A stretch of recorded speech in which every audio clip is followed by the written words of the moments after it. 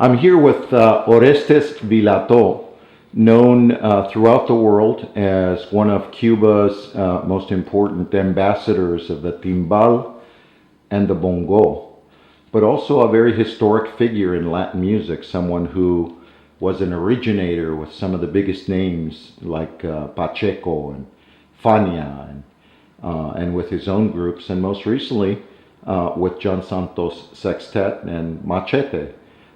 We're lucky to have him living on the West Coast because, like Armando Peraza and other legendary figures, he's been our godfather here on the West Coast, teaching generations of musicians and students the tradition of Cuba. How are you, Orestes? I'm very well. It's nice to see you this morning and to talk to you and to the people out there. One of the things that makes you so unique, and I'm really lucky to have an opportunity to begin at the beginning, you were one of those musicians like another timbalero I interviewed earlier, Luis Romero, who started at a very, very young age. You started performing at age 15. And so really the first question that I'd ask you is, take me back to the beginning. When did Orestes Vilató, that young child, recognize this is for me, esto es para mí? Okay, at about 4 or 5, we had a radio in the house, no TV, and I started listening to music. My first approach to music was a little plastic flute from the 5 and 10 cent store. It's called 10 cent in Cuba. So that has like 6 holes, and I started mimicking the charanga bands like Antonio Maria Romeo, Cheo Belén Puig, and all that, because I like the flute. Then my father, that had been raised in the United States, in New York since he was a teenager, became an opera singer. He went back to Cuba, married my mother, and he says, no, if you like music, you should study something. So he had a guitar made for me, and I started taking guitar lessons. I have said it before, but I repeat, when I heard groups like Sonora Matancera or Arsenio or something like that, probably Sonora was one of the first groups I started listening to the percussion, because my uncle happened to be a doctor, but he used to play bongo and tres. What was his name? Rafael Misa, Dr. Rafael Misa.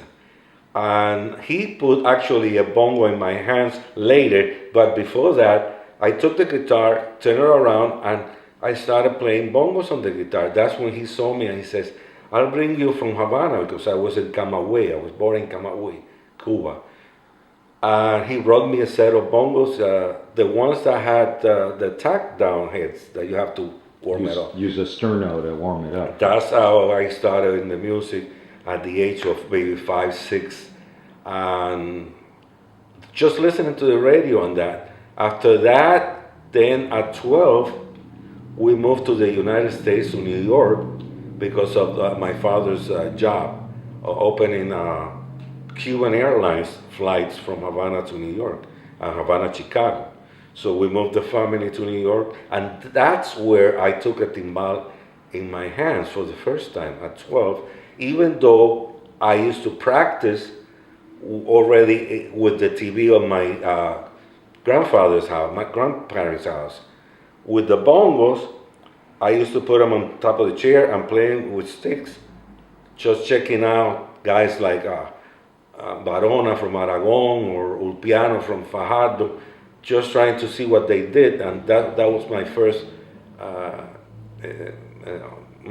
inspiration with the timbales. Then when we moved to New York, my father had a poker game, and he wanted a set of timbales. So he gave me the timbales. He says, let's see what you could do with the timbales. Well, to make a long story short, 2 weeks after, I was playing with Oriental Cubana, a 14-piece jazz band, what they call Cuba jazz band, which had like 4 saxophones, 3 trumpets, trombone, And there's pictures of that playing with a big bass drum that looked like a circus bass drum. Uh-huh. Now we That's know how I young started. musicians that are very talented, right? And we know young musicians that can play a tune or two. At that tender age, did you feel like, yeah, I'm ready for this band? Or Uh, was it a novelty? It was like, hey, let's put this kid in and we're gonna get no, I was always very shy. It took me like my whole life, even at this stage of my life, when I have a concert or I have something, I'm 3 days before, I'm already ready. The instrument is right next to the door for me to take it, and I get really nervous until the time I get into the band or at the stage, and then I just let go and I magic happen? yeah, I just do whatever comes to my mind, and then later on I check it out because I don't remember most of the time. A lot of people think that I'm kind of like not friendly because they come to me after a show and they start talking, and I'm like, uh, it takes a little time for me to come down and realize who is who where I am. I get a little bit up, You know that, up that there. that's typical of, I think of Giovanni Hidalgo, and I think of a couple of other musicians we know who quote unquote get in the zone. Yeah. And I think part of it, that's what gives them their genius in that instrument, that incredible focus, those ears, those big ears that hear things that other people don't, right? Right. But you mentioned Camaguey, Cuba, and Yes. this is big year for Cuba today, and for many of us, we're going to have a family reunion this year, a real one. And so, tell me about Camaguey and your youth. Was there much music there? Were you surrounded by people who you could learn from? What was it like? Actually, no. There was music there, but not at the stage that they have now. They have a lot of great musicians come out of Camaguey. I'm sure there was back then, but I wasn't aware of it. I was a kid. But it was a peaceful place to live and raise your kid very safely and listen to the radio or the TV after. There was a lot of live shows on TV with live bands, and that was it. By the time I was 12, I was out of there. You were out of there. Yeah. And it wasn't political reasons. I mean, literally, you were an early immigrant. Like, it was an economic No, job. It was a job like any other. An Nothing American. that had to do with politics. Yeah. We went to New York, and my father worked in Cuban airline until the relations, and then we decided to stay in New York. I was going to school already there, and my family was there, and What borough were you living in New York? in Manhattan. I In grew up Manhattan. at the West Side. West Side. Actually, it was 69th Street and Central Park West. Which now is multi-million-dollar address. What And was then, it like and then back when then? I got married, I moved to 70 and West 10th Avenue. That's Donald Trump's territory right now. Yeah, now I it is. could not afford to live there now. Well, what the viewers don't know is that we're sitting in your truly palatial home here in Martinez, California. For a boy from Manhattan, you did pretty well in California. So here you are, you're 15 years old, you're playing with a like 14, 15 piece band. Back then you needed a union card. Yes, And which back I had then, since I was 15. Back then, those were quote unquote adult places to be. Yes. What was it like for a young musician to be exposed to so many, not only adult things, but also at the time, some of the greatest musicians of history? I had the luck of having my father kind of guide me, and as an excuse, he loved to dance, so he says, "No, I'm going to take care of the kid."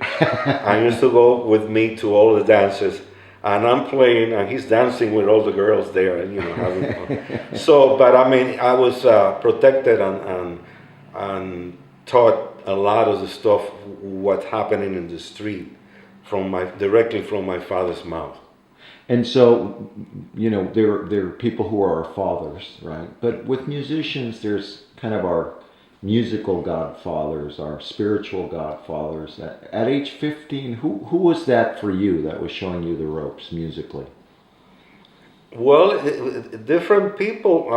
You mean like people that I listen to? People who helped mentor you personally. Yeah, oh, yeah, of course. Well, if we're gonna go to percussion, I have to go to the beginning. The first person that my uncle, the doctor, told me, listen to this guy, wasn't even a timbal player, he was a timbalito player, which in Sonora Matancera, the timbalito played the role of the bongo with the sticks. Mm-hmm. And that was Manteca. So the first guy that I put my ears was Mantecas. And I probably started doing some phrases that he did on the timbalitos on the bongo because they're related. Right. And next to that, I listened to one of the other first ones was Yeyo from Pérez Prado, because Yeyo had an incredible sound on the timbales and had some licks. Mm-hmm. And he already was using the bass drum with the timbales back then at the beginning of the mambo. Mm-hmm. And then, of course, the charanga players, a whole bunch of them. Ulpiano Dia, to me, the best danzonero ever. Pascualito, Chuchu Esquijarrosa, and on the all around, Guillermo Barreto. Mm. At the time, Walfredo de los Reyes was also playing in Cuba with big band that was more drum set, right, and shows. And more jazz. More jazzy. Yeah. So I always was like the more typical ones, mm-hmm. So I listened to a lot of charanga. For the bongo, a lot of conjunto. In the bongo would be guys like Agustin Manara, Ramoncito Castro, Yeyito, the great Papaquila from Arsenio, mm-hmm. and Alberto, the guy that played after with Chapotin and invented a phrase that he was his own thing. That's what was happening back then. You listen to any percussionist on a recording or something and you knew who they were. Mm-hmm. That is gone. Now everybody plays the same style. It's funny, Armando said the same thing. Yeah. Armando Peraza, the great recently deceased Armando, said that in his era, yeah, it was all about being yourself. That's and right. So he didn't want to be like Mongo. No. He didn't want to be like anybody except himself, because almost from like a guaperia, machismo, your own voice, your own style, you want to be your own man. Whereas today, people want speed. If you're a conga player, you want to be Giovanni. If you're a timbal player, you want to be you, or other people like you. But that whole notion of I'm going to develop my own sound. So, what would you call your own sound? At one time, as any kid, you go into the speed things and to do more stuff, and when you're beginning, you want to be looked at. I could have stayed in the very typical position in New York, but the competition was so heavy. There were some heavy players. I was kind of forced. I got to do something else. I got to put a little bit of rumba here, a little bit of song, a little bit of this and that, sound. And actually, every human being has different fingerprints. Mm-hmm. Mm-hmm. So I just let my fingerprints do the walking, like they say with the yellow paint. Mm-hmm. And even if I want to imitate somebody, it comes out like me. Even on the bongo, I probably, a lot of people like my bongo playing. I'm not a fast bongo player, but if you hear the records, you hear certain type of phrasing, and it's me, whoever is into it. Right. So I think that's another thing that, Armando and I were together many years with Santana, But I met Armando when I moved to New York and I was 12 years old. I met Armando in front of the Palladium. So it was a whole life that I had Armando's knowledge and teachings, not only in percussion, in life. In life. Armando was a wise guy, very wise, very profound, you know. Big accent, but don't let that fool you. He was very profound. Sí, no. Well, and Am I right? Am I right? Tengo razón. The thing about Armando too, and you, frankly, is you grew up in New York as I did. Yes. So that was the ambiente. You could go to anywhere and there'd be 10,000 people because that's who the population was. Here, far fewer audience of Afro-Cuban lovers, salsa lovers. Far fewer places to get your fix.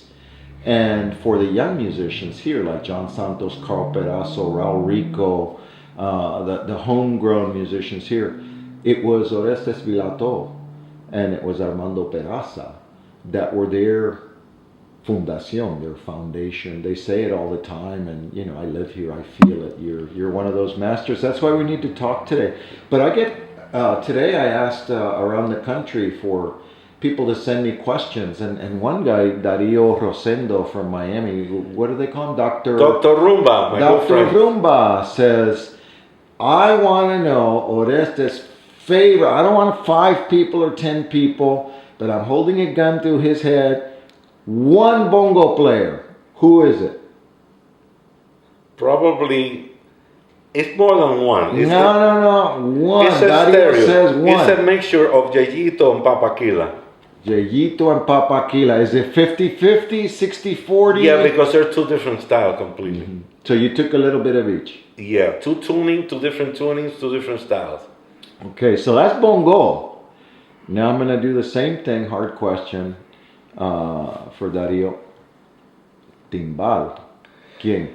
Timbal is more complicated. I know, I hate it. It's like, what's your favorite dish or what's your favorite song? But that's the point. I get to ask the questions. You have to answer them. No. You get one. Who is it? Don't worry about insulting because there's only one right answer. It's Orestes Vilató answer. This is in your heart of hearts. You know what? There couldn't be a one, but if I was motivated by one person in the typical thing, was el doctor Alberto Monterito, the timbalero from Melodías del 40. Why him? Because of his tuning, his sound, and the approach. Magic word in this, concept. Some people play a lot and they have no concept. He had a concept of what charanga was.